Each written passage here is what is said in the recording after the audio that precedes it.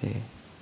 하나님께서 애굽을 통하여서 이 바벨론을 정복하는 역사를 이전 왕조 때 이루셨습니다. 네, 그때 이 남유다는 친애굽파와 친바벨론파로 나누어서 생존을 위해서 어떤 패권에 붙어야 되나 고민 중이었습니다. 그래서 유다 왕국이 애굽심에 의해서 친바벨론 쪽으로 일단은 기울었습니다. 그리고 요시야 왕이 또 그 요시야 왕의 선조들 뭐 히스기야 왕 때부터 이 갈대아 사람들과 친분이 있었기 때문에 그러니까 그 의미는 바벨론 사람들과 그때부터 친분이 있었기 때문에 애굽을 이제 대적하게 되었고요. 그것이 애국심으로 인해서 정말 옳은 것으로 보였지만은 사실은 하나님의 뜻이 아니었습니다. 그래서 애굽을 대적하다가 하나님의 뜻을 듣지 못하고 이 전쟁에서 사망하게 되는 일이 그 아버지 세대에 있었던 일이고요. 그러면서 남유다는 애굽에 의해서 왕국이 세워지게 됩니다. 애굽이 이제 바빌론을 이제 이렇게 공격하고 전쟁에서 승리하고 그때 유다도 같이 죽었기 때문에 요시야 왕의 그 전쟁에서 죽었기 때문에 애굽 왕이 유다 왕을 세우게 되었고요. 네. 그래서 이제 아들 세대 의 예언이 이렇게 선포가 되는데요. 예레미야가 그들에게 애굽에 의해서 왕이 세워졌다고 할지라도 친바벨론파가 무너졌고 이제 친애굽파가 일어나는 상황인데요. 그때 과도한 애굽파를 경계하면서 이 지금은 비록 애굽이 우리 왕을 세웠고 또 우리를 풍요롭게 하지만은 바벨론에게 항복하는 것이 옳다. 너희가 이전 아버지 세대에는 바벨론 편에 붙었지만은 지금이야말로 바벨론 편으로 될 때다라고 예언을 하는 것이고요. 이제 바벨론께서 하나님께서 세울 것이고 이제 지금 남유다 상황에서는 지금 자기 왕을 만들어준 애굽을 배신하고 그러니까 지금은 세계에서 가장 강한 패권이 애굽인 것이죠. 그들 기준에서는요. 근데 이제 또 아버지가 바벨론 편을 들었다가 애굽에 의해서 죽었는데 다시 이제 그 애굽을 배신하고 다시 바벨론에게 항복하라니 이 예레미야의 예언은 이제 나라를 팔아먹으라는 말과 같았습니다. 그래서 더욱더 이 하나님의 말씀으로 받아들이기 어려운 이런 상황이었고요. 그래서 13절 오늘 본문을 보시면요. 오늘 본문은 아니고 바벨론의 느부갓네살 왕이 와서 애굽 땅을 칠 일에 대하여 선지자 예레미야에게 이르신 여호와의 말씀이라 라고 이렇게 하나님께서 그리고 예레미야 선지자는 자신의 말이 아니라 하나님의 말인 것을 계속 강조하기 위해서 여호와의 말씀이라고 이스라엘에게 강조합니다. 혹시 성경 어플에 그 밑줄 치는 기능이 되면은 이 와서라는 단어에 밑줄을 한번 쳐보셨으면 좋겠습니다. 그래서 이게 오늘 본문 토라 포션의 보이거든요. 13절에 바벨론의 느부갓네살 왕이 와서 이 와서라는 단어입니다. 단어 하나만 이렇게 표시가 되나요? 예전에 됐던 걸로 기억하는데 네. 그래서 계속 제가 이렇게 강조를 해드리겠습니다. 그래서 바로 느고가 이 승리감에 도취되어 있을 때 하나님께서는 예레미야를 통해서 예언하십니다. 이렇게 우리 어제 읽었던 것처럼 모세가 바로에게 들어가서 말을 전하는 것처럼 예레미야 선지자도 이렇게 바로 느고에게 들어가서 예언을 하고 그리고 유대 백성에게 예언을 하는 모습을 볼 수 있습니다. 네, 그래서 오늘 본문을 시작하겠습니다. 그가 많은 사람을 넘어지게 하심에 느부갓네살의 왕이 일어나서 이제 바로의 거만함을 보고 칠 것을 예언하게 됩니다. 그 여러 가지 민족들, 애굽 사람들만이 이 전쟁에 참여한 것이 아니고요. 그 그러니까 요시야 왕이 바벨론의 왕의 편에 들었던 것처럼 이번에는 유다 사람들이 애굽 편에 들었고요. 또 애굽 근처에 사는 많은 민족들이 이제 애굽이 강하니까 애굽 편을 들읍니다. 그래서 애굽의 용병이 되었는데요. 구스 사람, 붓 사람, 그리고 루딤에서 온 사람들, 이 사람과 사람이 모여서 만들어진 군대가 그 애굽 편을 들어서 용병이 되었는데요. 그래서 애굽 왕이 승리한다면 그들은 이제 전리품을 가지게 되는 것입니다. 네. 근데 그런 상황에서 느부갓네살 왕이 일어나서 그 왕이 이렇게 도끼를 가지고 창과 이 검을 가지고 무자비하게 사람들을 죽이는 것을 보면서 두려워서 도망치다가 자기들끼리 넘어지는 모습을 표현하고 있습니다. 그리고 다시 말씀하시면서 이르시기를 일어나라 우리가 포악한 칼을 피하여 우리 민족에게로 우리 고향으로 돌아가자 하도다. 이렇게 애굽 왕을 섬기려고 했더니 더 두려운 왕이 나타나서 이번에는 그 민족들이 애굽인이기를 포기하고 자기의 고향으로 도망치는 모습입니다. 그래야지 살겠지요. 그래서 이방인 용병들이 이제 17절을 읽겠습니다. 그곳에서 부르짖기를 애굽의 바로 왕이 망하였도다. 그가 기회를 놓쳤도다. 라고 이렇게 합니다. 그래서 그 기회를 이 모에드라고 하는데요. 토요일에도 이렇게 나눴듯이 베하르 모에드와 오헬 모에드라고 이렇게 해서 모세의 장막 오헬 모에드와 이 산당에 있는 그 베하르 모에드의 차이에 대해서 잠깐 말씀드렸습니다. 그래서 모세의 회막은 이 공간적인 회복뿐만 아니라 영적인 회복 그리고 시간적인 회복이 있는 장소였습니다. 절기가 회복된 장소이고 하나님의 시간, 이 모에드가 회복된 곳입니다. 이 태양신, 농업의 모든 초점이 맞추어진 애굽의 노동계획 속에서는 그들이 안식할 수 없고 그들이 예배드릴 수 없었습니다. 하나님이 아든 자신의 번영을 이 아바드, 하나님이 아닌 번영을 예배드렸을 때 그리고 그들이 노동했을 때 아바드 했을 때 종이 되었을 때 그들은 이 절기를 지킬 수 없었습니다. 그것은 이제 출애굽의 유월절을 말하는 거고요. 이 절기를 놓치는 것, 모에드를 놓치는 것, 그래서 그들이 말합니다. 그들이 모에드를 놓쳤다, 기회를 놓쳤다라고 말입니다. 그래서 만군의 여호와라 일컫는 왕이 이르시되 나의 살문을 맹세하니 그거 과연 상들 중에 다볼같이 해변의 갈멜같이 오리라 하면서 이 오리라가 또 보호입니다. 여기를 이 오리라라 18절의 오리라 마지막 단어를 이제 그 형광펜으로 표시하면 되겠고요. 다볼산은 이렇게 산으로 둘러싸인 산입니다. 그리고 갈멜살은 바다로 둘러싸여 있는 산입니다. 그래서 둘러싸여져 있기 때문에 절대로 움직일 수 없는 그런 불변의 말씀이라는 것입니다. 움직일 수 없는 산이라는 것입니다. 그 여호와의 말씀이 이 예언의 일들이 반드시 이루어질 것을 선포하면서 유대 민족에게 좀 믿으라고 계속 하나님의 말씀을 이렇게 보호하는 것입니다. 이 말씀은 사실 애굽과 유대인에게 말한 거지만은 이 특정 민족에 대한 말씀이 아니라 이 말씀을 듣는 모든 민족들에 대한 말씀입니다. 하나님의 말씀의 성취가 사람의 눈으로 보기에 지연되자 이사야 22장 14절에는 내일 죽으리니 먹고 마시자라고 했고요. 이런 예언을 듣고도 그들은 듣지 않고 먹고 마시는 데 초점을 맞췄습니다. 그리고 사도시대도 마찬가지입니다. 하나님께서 다시 오시겠다고 말씀하셨는데 그 재림이 사람의 눈에는 늦어지는 걸로 보이자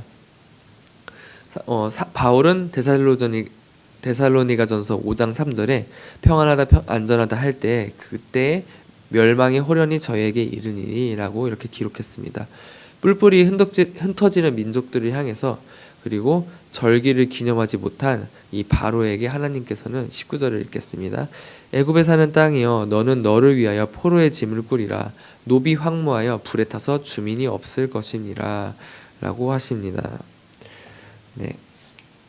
11절에도 이어서 예레미야 46절 11절에는 처녀딸 애굽이여 라고 이렇게 하는 것처럼 애굽에 따는 딸이여 처녀딸 애굽이여 네, 애굽에 사는 딸 애굽 자체를 처녀딸로 표현합니다. 아가서에서 어린 처녀는 이방 여인에게 양육받을 어린 신부 이스라엘이었습니다. 그러니까 그 슐람미 여인에게 양육받을 어린 신부 이스라엘이었습니다. 여기 예레미야서에서는 반대로 처녀딸 애굽은 이스라엘에게 양육받을 어린 신부 파라오였습니다. 하나님의 전도 대상자가 되어서 하나님의 말씀을 듣고 이렇게 한 사람 공동체 그 하나님의 전도 대상자가 된 바로 왕 그리고 그 반대로 이미지는 이 한 사람 공동체입니다. 예레미야와 그 예레미야의 말씀을 기록한 서기관 바룩 이렇게 두 한세사람 공동체가 이렇게 바로에게 찾아가는 것입니다. 그래서 예레미야와 바룩은 이 성령과 말씀의 한세사람 공동체였고요. 또 바로에게 찾아가는 우리 토라 포션의 보호 본문에서도 모세와 아론은 성령과 말씀의 한세사람 공동체였습니다. 이 이방인과 유대인의 연합을 이루기 위해서 이방인에게 찾아가는 한세사람의 원형, 이 말씀을 통해서 또 다시 드러나는 것입니다. 처녀딸 애굽, 그리고 애굽에 사는 딸들이 아무리 치유를 받아도 낫지 못할 것을 말합니다. 그들은 인본적인 발버둥침 속에서 어떤 노력으로도 회복받을 수 없음을 예레미야서 46장 11절부터 계속 말씀하고 계시는데요. 우리 성도 여러분들도 각기 기도 제목들이 있을 것입니다. 또 그것들은 아무리 좋은 약을 써도, 아무리 좋은 병원에 가도, 돈을 써도, 어떤 대기업의 도움을 받아도, 수억 명의 군대가 있어도, 아무리 넓은 땅에 있어도 이 내용들은 46장 19절 20절에 계속 나오는 내용들인데요. 이것들이 다 황무해지고 쇠파리 때가 되어 와서 썩게 한다고 이렇게 하나님께서 말씀하십니다. 그래서 21절에 보시면은 또 그 중에 고용꾼은 살찐 수송아지 같아서 돌이켜 함께 도망가고 서지 못하였나니 재판의 날이 이르렀고 벌받을 때가 왔음이라. 네, 라고 말씀하셨는데요. 그 20절에 줄곧 오리라, 이거 밑줄 치면 좋을 것 같습니다. 네, 이것도 보이고요. 네, 그리고 계속 나누겠습니다. 우리가 의지하는 것들의 주인은 살찐 숫송아지 같다고 합니다. 이 땅은 너무 비옥하고 이 숫송아지가 만들어낸 음식들도 너무 품질이 좋은 것 같습니다. 또 이 애굽 땅에 있으면은, 그러니까 우리가 의지하는 이런 것들을 의지하고 있으면은 나의 모든 것들을 이렇게 먹고 마시고 사는 문제를 다 우리가 살아가는 문제를 다 해결해 줄 것 같습니다. 그래서 우리는 애굽을 의지하고 이렇게 전쟁을 했고, 그 세상의 어떤 가치관보다 빛나는 것으로 꾸몄고, 우리의 자손도 많아졌고, 우리가 시집도 가고 장가도 갔습니다.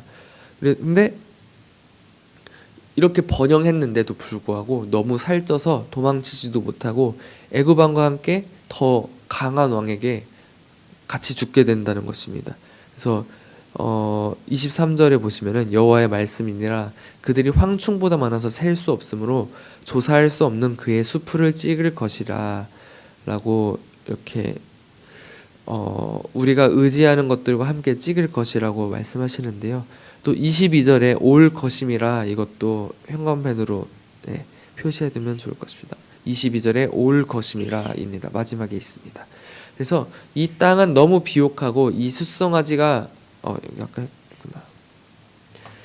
그래서 하나님께서 황충과 같이 출애굽의 애굽 사건들을 언급하십니다. 그래서 애굽의 멸망이 도끼에 찍힌 숲을처럼 저항할 수 없고 반드시 일어날 일임을 강조하십니다. 네, 그래서 북방 백성 이 느부갓네살이 애굽을 이겼던 것처럼 이런 일들이 한 번 더 일어날 것임을 떠올리게 합니다. 네, 당시의 사람들은 이런 말을 믿지 않았기 때문에, 그리고 오히려 예레미야를 그 나라를 팔아먹는 매국노를 여겼기 때문에 이렇게 예레미야는 계속 말합니다. 만군의 여호와가 이스라엘의 하나님께서 말씀하시니라. 25절이었습니다. 네. 계속해서 이렇게 말씀이 하나님의 말씀임을 이렇게 강조하고 있습니다. 이 노에 아몬, 이것은 이제 애굽의 수도에 있는 그런 신을 말하는 거고요. 또 애굽과 애굽 신들과 왕들과 곧 바로와 그를 의지하는 자들을 벌할 것이라. 그래서 그 당시 유대인들은 이 애굽을 난공불락이라고 믿었습니다. 그래서 이런 애굽이 멸망한다고라는 예언을 눈으로 앞에서 보지 못했으니까, 심지어 그 당시 예언을 받을 때는 아직 느부갓네살이 이기지도 못했으니까, 애굽이 이겼으니까 그 예언을 믿지 못했습니다. 실제로 애굽은 난공불락의 왕국이었습니다. 그 이집트 동서로는 사막이 있어서 침략하지 못하고요. 남쪽은 그 폭포가 있어서 오히려 침략을 못하고요. 거슬러 올라가야 됐으니까요. 그리고 북쪽에는 지중해가 있는데요. 또 그것도 늪지대라서 침략을 하기에는 굉장히 어려운 곳이었습니다. 그리고 늪지대였기 때문에 그 영양소가 풍부했고, 그렇기 때문에 농경이 정말 잘 되는 땅이었고, 또 그렇기 때문에 그 바벨론을 섬길 때보다 애굽을 섬길 때 유다인들이 훨씬 더 풍요로웠던 것은 사실입니다. 또 그리고 애굽에게 이미 패했던, 그리고 자신의 권력을 다시 만들어 주었던 그 애굽으로 도망하고자 하는 욕망이 유대인들의 마음속에는 자리 잡고 있었습니다. 애굽에는 또 막대한 병거들이 있습니다. 막대한 건축물이 있고, 거대한 건축물이 있고, 애굽 건국 이래에 단 한 번도 부서지지 않으면서 그들의 강대함을 나타내고 있습니다. 우리 눈에는 그냥 피라미드가 그냥 불가사의한 건물로 보이지만은 그 당시에는 엄청난 과학기술의 건물이었고, 피라미드는 그리고 더 대단한 것은 그 파라오들이 죽으면서 남긴 도서관들입니다. 그 막대한 엄청난 건축물들은 또 파라오의 업적들을 자세히 기록하고요. 보물들은 비록 지금 도굴당해서 볼 수 없지만은 그 도서들만 봐도 엄청난 규모입니다. 왕 한 면이 죽을 때마다 그 거대한 업적을 남긴 도서관들을 짓는 것입니다. 최신 시설, 최강 무기, 그리고 농경 시스템, 날씨도 허락하고 있고요. 그런 지리적 조건도 엄청나게 대단하고요. 그 측량 기술, 천체 과학 기술, 또 그들의 그 남긴 문서들을 보면은 복지 시스템도 정말 우수했고요. 또 법정과 통치 체제도 다른 나라와 비할 것이 못 됩니다. 그 오늘날 사람들이 봐도 누구나 그 애굽에 살고 싶다고 생각할 정도입니다. 우리도 그런 세상 시스템에 의지하고 살고 있습니다. 유다인들도 그랬고요. 2600년 뒤에 우리들도 마찬가지입니다. 교회도 마찬가지일 것입니다. 하나님께서는 그래서 교회가 의지하는 모든 것들, 그리고 하나님을 의지하지 않는 교회를 벌할 것이라고 믿는 유대인들도 이렇게 떨리도록 이렇게 말씀하시는 거고, 이것에서부터 도망갈 수 없다고 하나님께서 오시겠다고 이렇게 예언의 말씀을 하신 것입니다. 이렇게 사람들의 마음을 두려움에 떨게 하면서, 혹은 강하게 움직이게 하기 위해서 계속 하나님의 말씀이다, 오신다 라는 말씀을 통해서 말하고 있습니다. 하지만 감사하게도 우리는 이 말씀을 언론이나 미디어를 통해서 듣는 것이 아니라 이렇게 토라와 성경을 통해서 접하고 있습니다. 그래서 우리는 이걸 듣고 돌이키기가 너무 쉽습니다. 이미 회복해 주셨기 때문입니다. 아주 두려운 심판의 말씀이 있을지라도, 혹은 생명을 잃는 환난이 올지라도 우리의 십자가를 의지하는 마음으로 우리는 그 십자가를 의지하는 마음으로 살 것을 살고 있기 때문입니다. 그래서 26절에 그럴지라도 그 땅이 이전같이 사람 살 곳이 되리라, 여호와의 말씀이니라 라고 하시면서, 오히려 애굽 땅도 하나님이 그 이전처럼 지금 세계 패권을 누리는 애굽처럼 회복될 것이라고 말씀하고 계시는 것입니다. 하나님은 애굽조차 벌 주실지라도, 그런 또 아주 잔인한 바벨론에 의해서 애굽의 생명을 찾으실지라도 애굽을 회복시키고 사람이 사는 곳으로 회복시키십니다.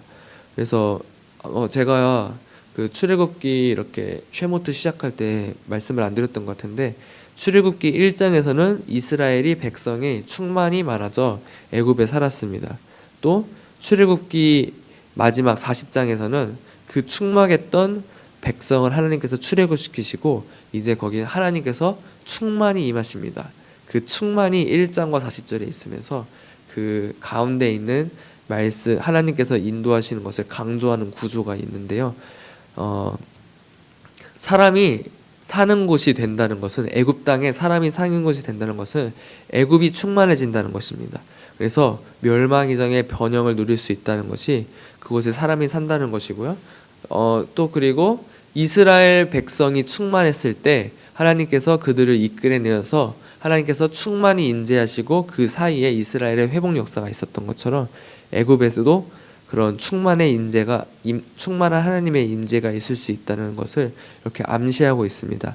이 생명의 말씀을 전하는 한세 사람, 그러니까 예레미야와 바룩의 공동체처럼 우리도 바로의 마음으로 들어가야 됩니다. 벌써 이런 회복의 말씀이 선포되는 것입니다. 그래서 벌써 우리는 두렵지가 않습니다. 그래서 27절, 28절 말씀은 안 봐도 비디오 같은 말씀들입니다. 보시면 바로 내 종 야곱아 두려워하지 말라, 이스라엘아 놀라지 말라. 보라, 내가 너를 먼 곳에서 구원하며 내 자손을 포로된 땅에서 구원하리니 야곱이 돌아와서 평안하며 걱정 없이 살게 될 것이라. 그를 두렵게 할 자 없으리라. 여호와의 말씀이니라. 내 종 야곱아, 내가 너와 함께 있나니 두려워하지 말라. 내가 너를 흩었던 그 나라들을 멸할지라도 너는 사라지지 아니하리라. 내가 너를 법도대로 징계할 것이요 결코 무죄한 자로 여기지 아니하리라 하시리라. 아멘. 그래서 우리 잠깐 질문을 해보면 좋을 것 같은데요. 지옥 간다는 게 무슨 말일까요? 심판이 고로 이렇게 지옥과 같은 말일까요? 다시 한번 읽어보면은 내가 너를 법도대로 징계할 것이요 결코 무죄한 자로 여기지 아니하리라 하시니라. 예. 이것은 지옥에 보내겠다, 그 뿌리를 끊어버리겠다, 이런 의미가 아닙니다. 내가 너로 무죄한 자로 여기지 않을지라도 나는 너를 부성적인 절제로, 아버지 같은 절제로 너를 징계할 것임을 의미하는 것입니다. 하나님께서는 자신의 백성, 그 뿌리를 완전히 멸하시는 분이 아니십니다. 네, 아멘.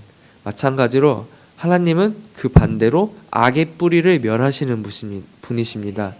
이스라엘을 괴롭히는, 유대인은 괴롭히는 자들을 다 멸절시킨다고 하셨지만은 아까 보신 것처럼 애굽을 회복시키신다고 말씀하셨습니다. 애굽이 민족적으로는 살아 있습니다. 지금도 이집트 왕국이 나라가 있는 것처럼요. 근데 그 뿌리는 하나님께서 이미 멸하셨습니다. 그 가지를 이스라엘에 접붙이기 위해서, 한 세 사람을 공동체를 이루기 위해서 하나님께서 이 말씀을 전하시는 것입니다. 우리는 애굽인과 유대인의 한 세 사람을 위해서, 우리는 교회와 이스라엘의 한 세 사람을 위해서, 그 하마스에 소속된 팔레스타인 사람들이 예수님을 만나서 이슬람을 회개하고 유대인들과 한 세 사람을 이루기 위해서, 그리고 우리는 에돔의 남은 자들과 함께 무너진 다윗의 장막을 다시 일으키기 위해서 기도해야 된다는 이런 말씀입니다. 그래서 시간의 장막, 공간의 장막, 영적인 장막에서 이방인들과 함께 유월절을 경험하고 성찬식을 경험해야 된다는 말씀이 있는 것 같습니다. 하나님에 대한 신뢰가 없는 자들은, 그리고 예수님에 대한 믿음이 없는 자들은, 이런 교회들은 이런 재앙, 심판이 이 심판들이 가지는 의미를 알지 못합니다. 환란이 주는 의미를 알지 못합니다. 이 진노의 말씀 속에 있는 이 한 세 사람의 실마리, 이런 평화의 말씀, 화평의 말씀을 많은 교회들이 알지 못합니다. 그래서 시편 18장 2절에 보시면 여호와는 나의 반석이시요 나의 요새시요 나를 건지시는 이시요 나의 하나님이시요 내가 그 안에 피할 바이시요 나의 방패시요 나의 구원의 뿌리시요 나의 산성이로다. 다윗의 시인데요, 다윗은 엄청나게 고난받은 사람입니다. 고난 중에 어떻게 이런 찬송을 할 수 있었을까요? 시편 144편 2절입니다. 여호와는 나의 사랑이시요 나의 요새이시요 나의 산성이시요 나를 건지시는 이시요 나의 방패이시니 내가 그에게 피하였고 그가 내 백성을 내게 복종하게 하셨나이다.